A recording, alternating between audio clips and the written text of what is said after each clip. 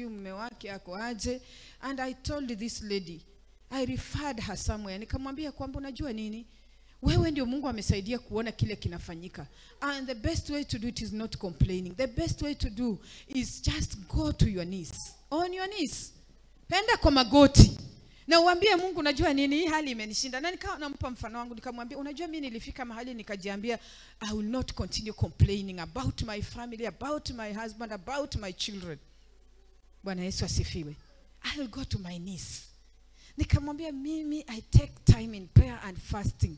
Na ninapoenda hata kwa hiyo maombi na kufunga, the first thing I'm bringing before God, it is my family. I tell God, this is my husband, this is my children. Lord, I pray that help them to go this way. Hallelujah. Alikuwa ananiambia hawezi kuprovide. Nikamwambia unasikia, provision comes from God. And wewe ndio utachochea hiyo provision ikuje kwa huyo mume wako mwenye unataka provide. Na nikamchallenge, nikamwambia acha nikuchallenge sasa na maandiko. Unajua mama ndiye ana provide kwa nyumba. Tukienda maandiko way. Yes, if you want to go scriptural way, a woman is the one to provide. Proverbs 31 verse 10. Kuendelea downwards. Yeye ndiye anajenga nyumba, yeye ndiye ananunua shamba, yeye ndiye ana plant vineyard, yeye ndiye anavalisha jamii. If you want to go biblical way. Bwana Yesu asifiwe.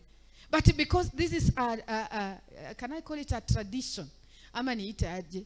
It is in us kwamba ama African style, ama sijui ni ulimwengu style kwamba a man should provide, si ndio?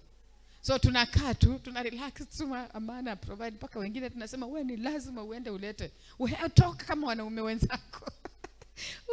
Is it African? Uko nje haufanyi hivyo?